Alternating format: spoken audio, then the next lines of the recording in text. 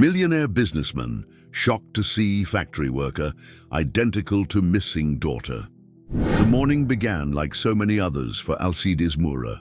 Tie perfectly straight, coffee without sugar, schedule packed. At 63, he ran one of the country's largest construction companies with a firm hand. Yet it was impossible not to notice, beneath the tailored suit and polished speeches, the exhaustion etched into his eyes. An old exhaustion, one that didn't come from spreadsheets or building sites, but from a silent void that 20 years of success had never filled. The disappearance of Aurora and Isabella, his wife and daughter, was a wound that never healed. No notes, no traces, no explanations, just a preserved child's bedroom and a butterfly brooch that had vanished along with them. Alcides never stopped searching. He hired private investigators, scoured hospitals, shelters, borders. Nothing. Over time, people stopped asking. Friends drifted away. Newspapers lost interest. Only he carried on, alone, with the wound burning beneath his chest. That Friday, he decided to visit the construction site of a new luxury condominium in the West Zone. His style was to see things up close, to step down from the tower, walk through the mud, shake the workers' hands. It projected both power and humanity, and on particularly empty days, it grounded him in some version of reality. When he stepped out of the black pickup, the sun blazed over the yellow hard hats. Typical sounds of a worksite filled the air. Jackhammers, metallic clangs, shouted orders. Alcides greeted engineers, accepted clipboards, reviewed reports, all routine, until his eyes froze, first in confusion, then in disbelief. She was there, carrying a wooden plank, dressed in the company's simple uniform, her face damp with sweat from the heat. But the face, it was the same curve of the chin, the same shape of the eyes, sad yet strong, the same dark hair pulled into a hurried bun. For a moment, far too long, Alcides thought he was hallucinating. "Isabella," he whispered, barely audible. The young woman walked past without noticing, focused on her work. But when she turned sideways, he saw it. Pinned carefully to her vest pocket was an old metal brooch, a golden butterfly with wings slightly open, identical to the one he'd given his daughter on her 5th birthday. A delicate trinket bought at a craft fair in Paraty after a family weekend trip. Alcides felt his knees weaken. "Mr. Alcides, are you okay?" asked the engineer beside him, noticing his pallor. He just nodded, his eyes still fixed on the young woman. "Who is that worker? The one carrying the plank?" The engineer quickly checked the clipboard. "Oh, she's new. Started a few weeks ago. Helen Torres. Came recommended by a partner subcontractor. Works hard." "Why?" Helen Torres. The name hit him like a punch to the gut. Helen was his daughter's middle name, Helen Isabella Moura, a name Aurora had chosen in honor of her grandmother. No one outside the family knew that. Officially, she was always Isabella. Alcides slowly stepped away. He needed to think, to breathe. He got into the truck, shut the door, and blasted the air conditioning. He sat there, staring at the steering wheel as if it might give him answers. It could just be coincidence, he told himself. Similar faces exist. Old brooches can be found in antique shops. Helen is a common name. But none of those explanations outweighed what he had felt when he saw her. It was like being punched straight by memory, the kind of impact the body recognizes before the mind. He rubbed his face with both hands, thought about going back, asking her directly, but what would he say? "Excuse me, are you by any chance my daughter who disappeared 20 years ago?" It would sound insane. But what if it was true? He returned to the site at the end of the day when workers were starting to leave. He parked farther away and watched from a distance, saw Helen exit through the side gate, take off her hard hat and toss her hair back. a familiar gesture, a living memory. He followed discreetly, watched her enter the subway, sit down, and lean her head against the window. Her eyes carried the weary look of someone who wakes too early and dreams too little. When she got off, he didn't follow, but he noted the station's name. That was already too much for one day. He drove home with his head spinning. Back in his silent apartment, he went straight to the closet safe. He pulled out a small wooden box. Inside were the items that had survived time, crooked children's drawings, little notes written in colored pencil, a pair of tiny pink shoes, and a second butterfly brooch, identical to the one he had seen today. He touched the cold metal, feeling the past in his fingertips. There couldn't be two girls with the same face, the same name, and the same brooch. Not with that look, not with that aura that pierced him like lightning. Helen Torres. The name echoed like a forgotten password finally remembered. What if it wasn't coincidence? What if she really was Isabella, his daughter? But why would she be there, working as a construction laborer under another name? And why had she never come back to him? Deep down, he knew the answer would be more painful than he imagined. That night, Alcides didn't sleep. He dug into records, reached out to old contacts. He needed to know where Helen came from, who had hired her, what her story was. Because if she truly was his daughter, he would not lose the chance to bring her back, even if it meant reopening wounds that had never healed. In the days that followed, Alcides Moura was present in body but absent in thought. Meetings, decisions, phone calls, all of it seemed to echo far away. His mind was fixed on a single point in the world, Helen. He watched her from a distance, always at lunchtime or the end of the shift, blending in with the workers, swallowed by concrete and the sound of machines. She was punctual, reserved, hard-working. She didn't smile often, but there was dignity in her gestures. Alcides wondered if Isabella, his daughter, would have grown up like that if she had never disappeared. Or maybe she had grown up like that. Maybe Helen was Isabella. He just needed to know. The doubt burned. The uncertainty was cruel. He needed an answer. And more than that, he needed to see her up close again, not as a distant observer, but as a father. That Friday, he went back to the site unannounced. He dressed more casually, left his blazer in the car. When Helen stepped out for her break, she sat alone in a shaded corner, drinking water and staring at nothing. Alcides took a deep breath and walked over to her. "Excuse me, do you have a minute?" Helen looked up, surprised. Then her brow furrowed in suspicion. "You're the director, right? You were here yesterday, too." He hesitated for a moment. Her gaze cut through him like a blade. There wasn't a trace of recognition, only distance and coldness. "Yes, I'm Alcides Moura, but I didn't come here as a director today. I need to talk to you. It's important." "About what? Do you have family? Any close relatives?" Helen subtly pulled back, now on guard. "Is this some kind of interview? Because if it is, I'm not interested." "No, it's not that. It's personal. I know this sounds strange, but I need to ask, have you ever heard the name Isabella Moura?" The silence fell heavy, like a block of concrete. Helen slowly stood, looking him up and down. "Are you kidding me? Please, just hear me out. Many years ago, I lost my daughter. She disappeared with her mother. I never heard from them again.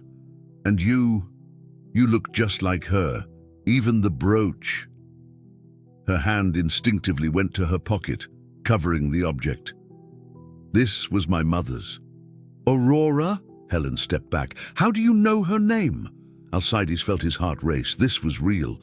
"Because I was married to her. She was my wife, and you—" "Stop!" Her voice came out sharp, loaded with restrained anger. "Don't you dare! I know it's hard to believe, but I know who you are." Her eyes burned now. "My mother told me everything. She told me how you abandoned us, how you disappeared when she needed you most, how you turned your back when she found out she was pregnant. You didn't want me." Alcides turned pale. "That's not true. I could never do that." "So you're saying my mother lied?"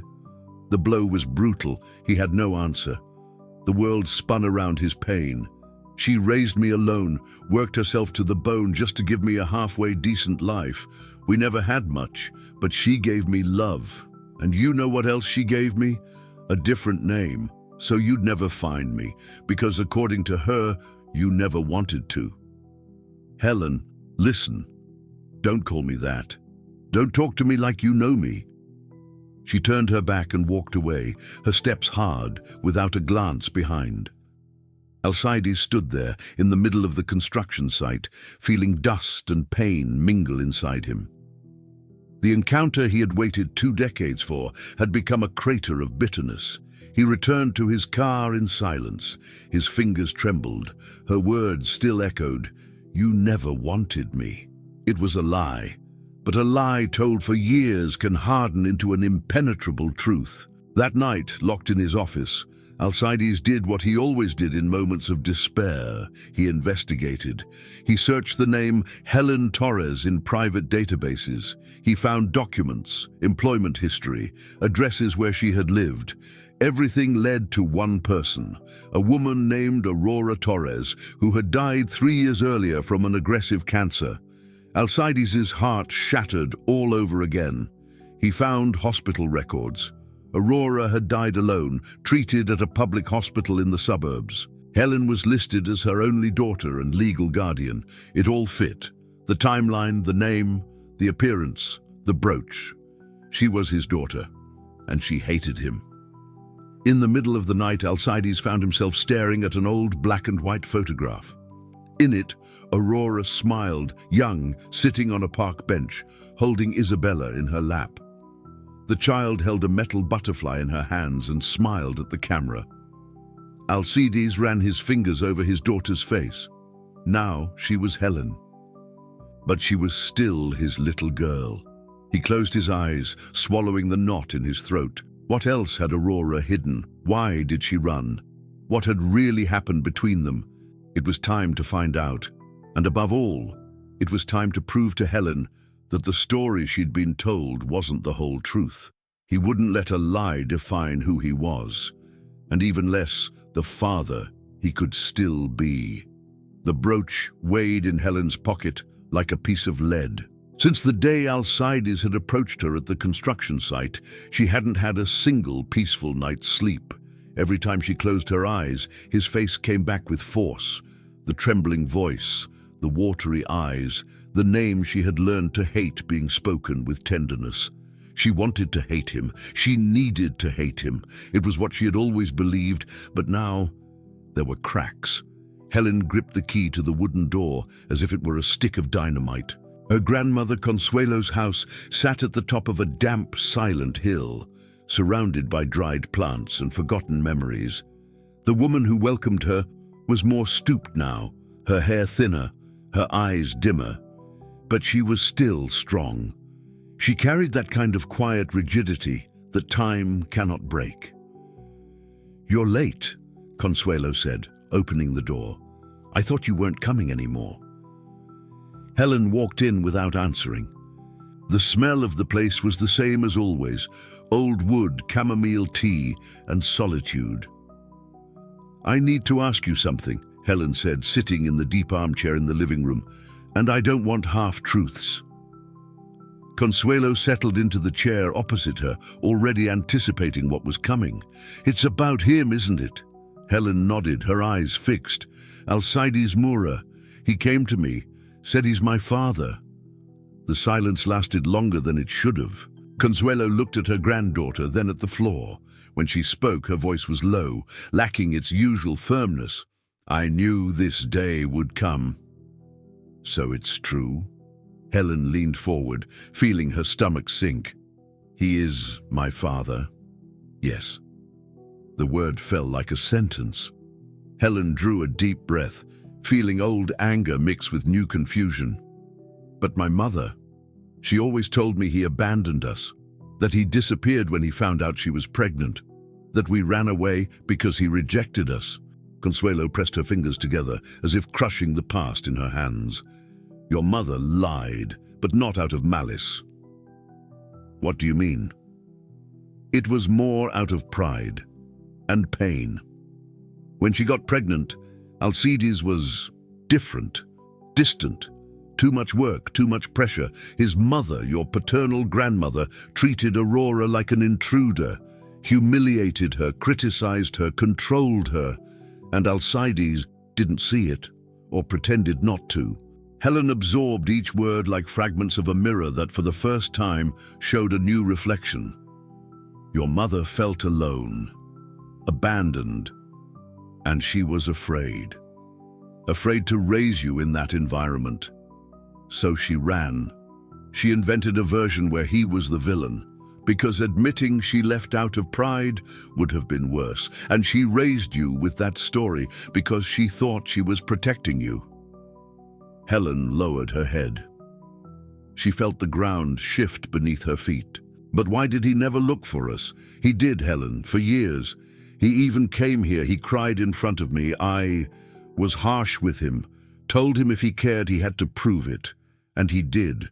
He put up posters, hired detectives, went to court. He sent letters, many, which never reached you. Helen closed her eyes, trying to process it.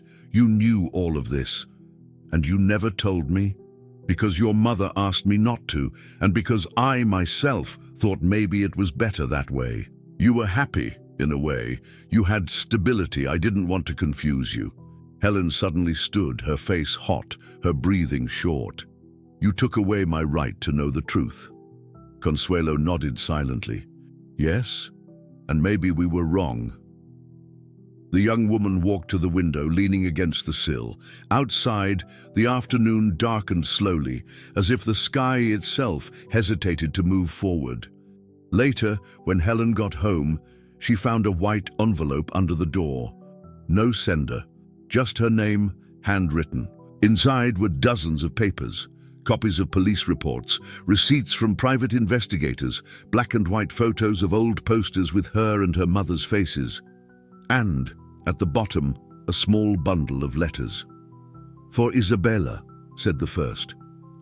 Helen sat on the couch, trembling. The letters were simple, written in firm handwriting. Alcides spoke of longing, of regret, of hope. In each one, he wrote about where he had searched, how he remembered her scent, the sound of her voice, the way she used to run in the garden of their old house. Helen read in silence, tears streaming freely. This was not the writing of a man who had abandoned them. Something inside her broke, a pillar that had held up everything she believed since childhood and that now no longer made sense. In the last letter, one sentence was underlined. If one day you read this and you still don't want to forgive me, that's okay. I just want you to know I never stopped looking for you. Never. Helen let the papers fall onto her lap and covered her face with her hands. What if it had all been a lie? What if she had hated the wrong man all these years? The brooch in her pocket weighed more than ever. It was more than an ornament. It was a link, a memory that had survived time, silence, and pain. Helen cried. She cried the tears she hadn't shed at her mother's funeral, the ones she had swallowed while listening to stories that now seemed fragile as glass. She cried for being deceived, for believing, for building a wall against someone who might only have wanted to love her. The world turned slowly, and she felt she had to relearn everything. Start from scratch. Maybe listen one more time. Maybe talk to him. Maybe. The morning was grey. Not the kind of heavy rain grey, but the kind that seems to ask for silence.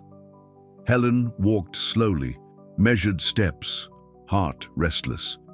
In her hands, she held one of the letters she had reread 4 times that night. It was the simplest of them all, yet the one that touched her the most. In it, Alcides wrote about Isabella's first day of school, the way she cried clinging to his neck, the smell of the new uniform, the lunchbox with a butterfly sticker. Memories she didn't have, but that somehow felt like they belonged to her too. She stopped in front of the headquarters of Mura Engineering, imposing, glass-fronted, with vigilant security guards and receptionists wearing headsets. A place she had never imagined herself being, much less by her own choice. In the lobby, she hesitated, but the receptionist recognized her immediately and said with a discreet smile, "Mr. Alcides asked that if you returned, you go straight to his office." Helen nodded, unable to say thank you. She took the elevator to the top floor. The corridor was empty, the door slightly ajar. She pushed it carefully. Alcides stood, his back to her, staring at the city through the panoramic window. A man who had always seemed larger than life now looked vulnerable. He turned at the sound and froze. "Helen." She stepped inside, closing the door behind her.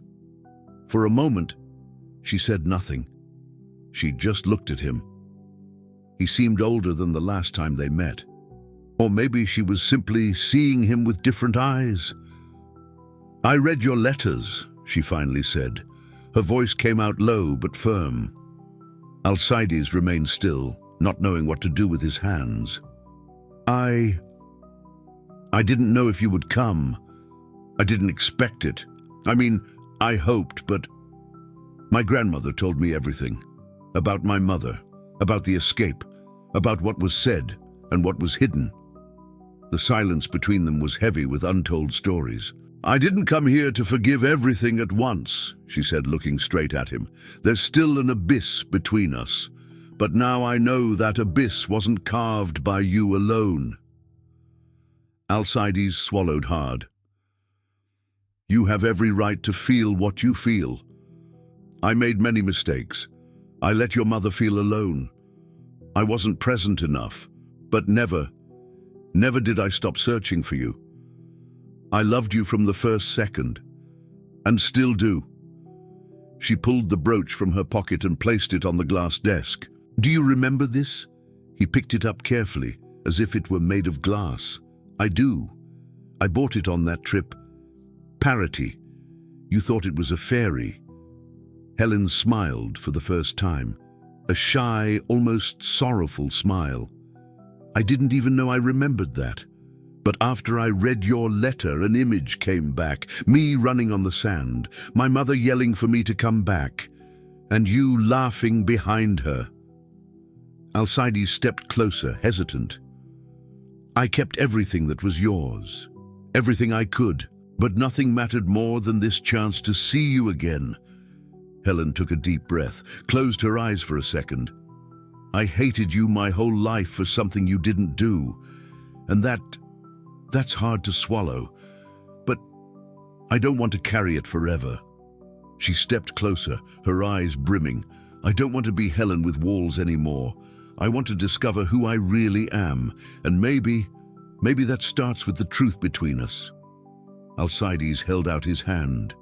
She took it, their hands clasped in silence. It was the first gesture of forgiveness. "If you'll let me," he said, voice breaking, "I can show you everything. What I built. The things that would have been yours. The stories of our family. The letters that never reached you. The love that remained in me even when everything seemed lost." Helen nodded. "You can start by telling me about her, about my mother, about how you two met." Alcides smiled, a smile full of pain and tenderness. She was sitting on the curb with a pencil behind her ear, sketching the blueprint of a house on the sidewalk. She said one day she'd build her own, and if I didn't help, she'd do it alone. Helen smiled too. It was exactly how she imagined Aurora, determined, intense, a dreamer. "And now?" she asked softly.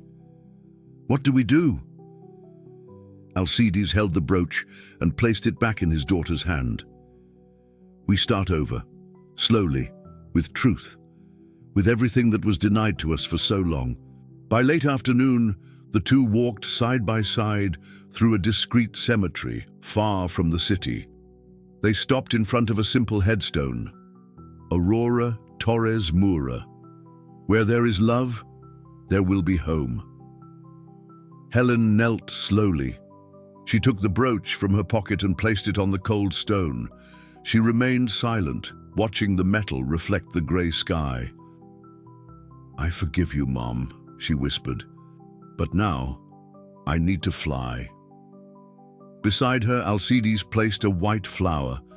The two held hands, calm and firm. No words were needed. The moment spoke for itself.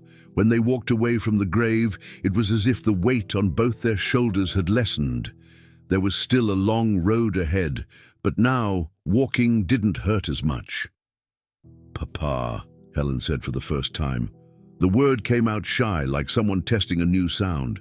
"Thank you for not giving up." Alcides stopped, took a deep breath.